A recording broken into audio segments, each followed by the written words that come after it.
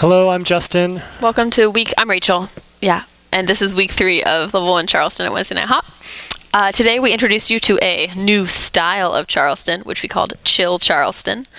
So regardless of how excited you are, how high the energy is, at some point you're going to get tired, or you're going to feel mellow music, and you're going to want to take that big kick step and maybe calm it down a little bit, turn it into some walking.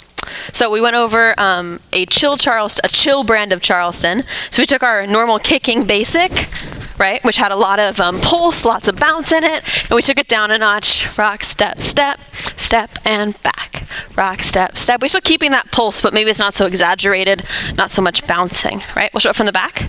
So we taught in the previous weeks, we taught this kicking, rock, step, kick, step, rock, step, kick. And this week we did rock, step, forward, back. Super chill, super cool.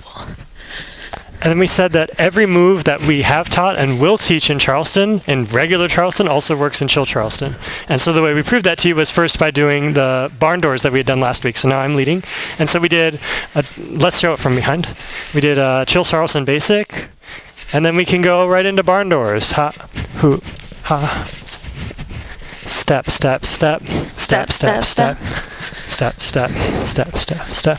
And so we gave you from here a couple of pointers about barn doors. One thing we said is that when you go out, we want you to be away from your partner, as opposed to trying to like move forward and doing the arms forward and like this. Salsa. Yeah. We said instead move away from your partner. So again, and we move away and together and away. And moving away will prevent you from doing the salsa arms because you're far apart. Yeah. Okay, so that was thing 1 that we said. And thing 2 that we said was try to keep your elbows above your hands. So rather than like this, which is not swing dancing, I don't know what style of dancing that is. If we keep our hands low, it'll be more comfortable and look cooler. Yeah. So that was our chill barn doors, as opposed to the big kicking one. You can look at past videos to see that. And then we took our chill barn doors and we transformed them. So should I lead? Do you want to lead? I'll lead.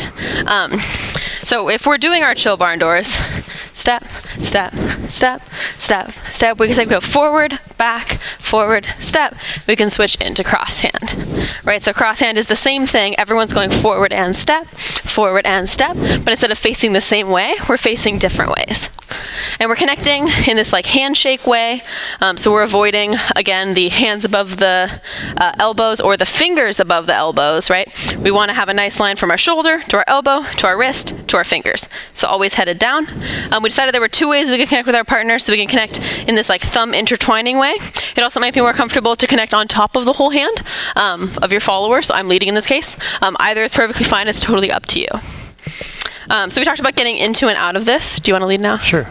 So let's go from barn doors. So when we get out here, the exercise that we did was to have everybody step forward and then everybody to step back. But when we step back, leaders, we're going to send our partner back. So it'll look like forward and back and forward. And this was the exercise we practiced a bunch of times, was forward and back and forward. And that's how you notice this doesn't switch the leader's foot, but it switches the follower's foot, and that's how we get into the different feet for cross-hand. We'll show it so let's watch it from this angle. This angle, we go... Oh, wait, should we start here? Sorry. We go forward and back and forward. And we said when we do this, we're moving our whole hand, our whole arm back, as opposed to just from the elbow or just the wrist. It's actually from the whole arm. That'll make it more comfortable for your partner. Yeah. And followers, we said that you need to have a little bit of tone in your arm in order to tell that this is happening. So if you have totally loose arms, it'll look like this, forward and back, and nothing happened. Right, so I just let my arm go without turning my body. So something I always want to use as just a personal rule is that when my arms move somewhere, my body moves too. It's the same thing. We never have this sort of like motion when we're dancing where our arms are moving isolated from our body. We're always following them around. So this works here when Justin asks my arm to move. I just move my entire body with my arm, and then I keep my arm in this sort of like neutral place so that it's really easy for Justin to find that arm again, right? If I were to like always put my arms down, it would be hard for Justin to reconnect there. So I want to keep my arms sort of tabletop, right? Keep them out here. And we talked about getting back into barn doors from here. It's the same trick. So if we're in cross hand, you want to show it again? Yeah. So if we're in cross hand, we're going to use that same forward, back, forward tool. Forward and back and forward. It's exactly the same. Everything is symmetrical in this dance. Forward and back and forward. Hoo, ha, hoo, ha. Yeah. I want to close by reminding you of the CHP that Rachel had at the beginning. So, An important acronym. CHP means two very important things.